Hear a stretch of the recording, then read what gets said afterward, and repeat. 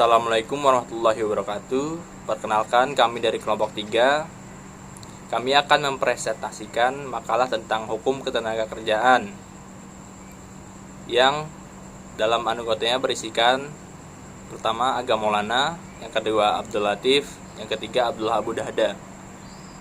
Baik, di sini kami dari kelompok 3 akan menjelaskan tentang hukum ketenagakerjaan.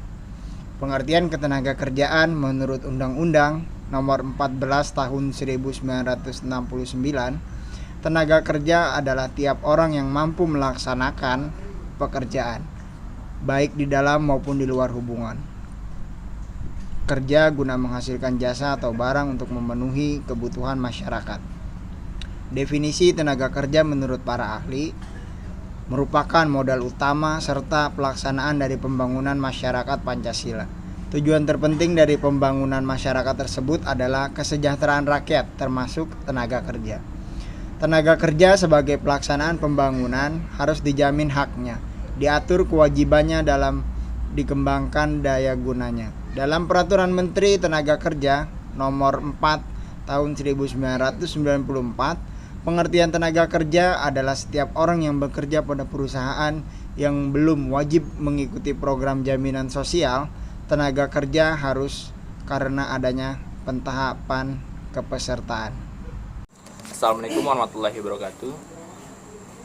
Pengertian hukum ketenagakerjaan menurut beberapa ahli. Yang pertama menurut Molenar, hukum ketenagakerjaan adalah bagian dari hukum yang berlaku yang pada pokoknya mengatur hubungan antara tenaga kerja dan pengusaha, antara tenaga kerja dengan tenaga kerja, dan antara tenaga kerja dengan pengusaha. Menurut Profesor Imam Supomo, sarjana hukum, menurut perburuhan adalah himpunan peraturan-peraturan baik tertulis maupun yang tidak tertulis yang berkenan dengan kejadian di mana seorang bekerja pada orang lain dengan menerima upah. Dasar hukum ketenagakerjaan yang saya ketahui Pasal 27 Ayat 2 Undang-Undang 1945, JO Pasal 1 Angka 2 Undang-Undang Nomor 13 Tahun 2003. Tentang ketenagakerjaan disebutkan bahwa tenaga kerja adalah setiap orang yang mampu melakukan pekerjaan guna menghasilkan barang dan atau jasa, baik untuk memenuhi kebutuhan sendiri maupun untuk masyarakat. Tujuan jaminan sosial tenaga kerja adalah untuk memberikan pelindungan kepada para pekerja dan keluarganya dari berbagai resiko pasar tenaga kerja seperti resiko kehilangan pekerjaan, penurunan upah, kecelakaan kerja, sakit, cacat, lanjut usia, meninggal dunia, dan lain-lainnya. Jaminan sosial tenaga kerja diharapkan akan dapat memberikan tenaga kerjaan kepada pekerja dan sebagai menghandle baliknya diharapkan pekerja akan meningkatkan disiplin dari produktivitas kerja mereka. Adapun ruang lingkup program PT Jam Sostek terdiri dari 4 program pelindungan pekerja yang sebagai berikut. Ke-1, jaminan kecelakaan kerja. Kedua, jaminan kematian. Ketiga, jaminan hari tua. Keempat, jaminan pemeliharaan kesehatan.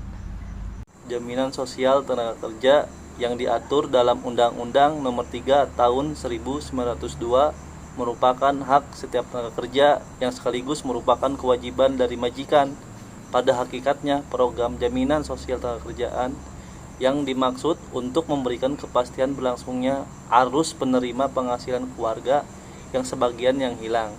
Di samping itu, program jaminan sosial tenaga kerja mempunyai beberapa aspek, antara lain Indonesia Undang-Undang Jaminan Sosial Tenaga Kerja 3 Tahun 1902 memberikan pelindungan dasar untuk memenuhi kehidupan minimal bagi tenaga kerja beserta keluarganya.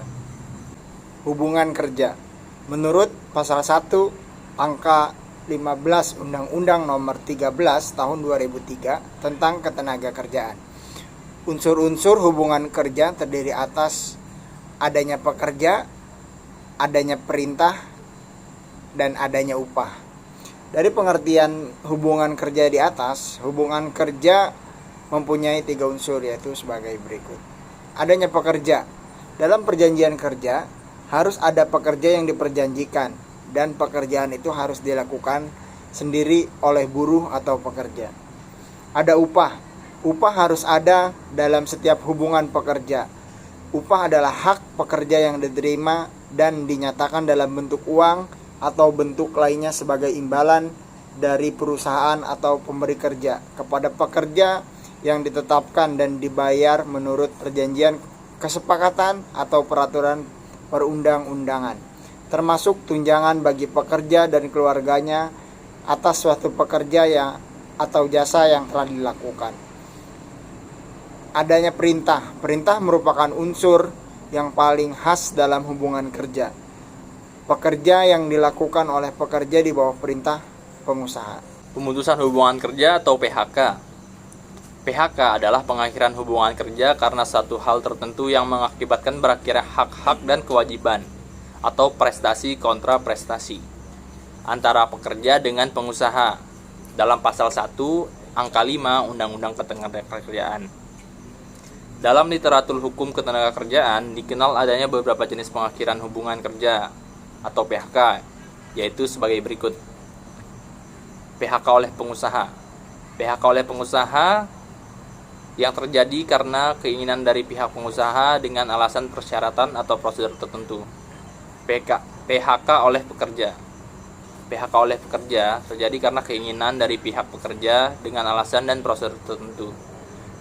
PHK demi hukum.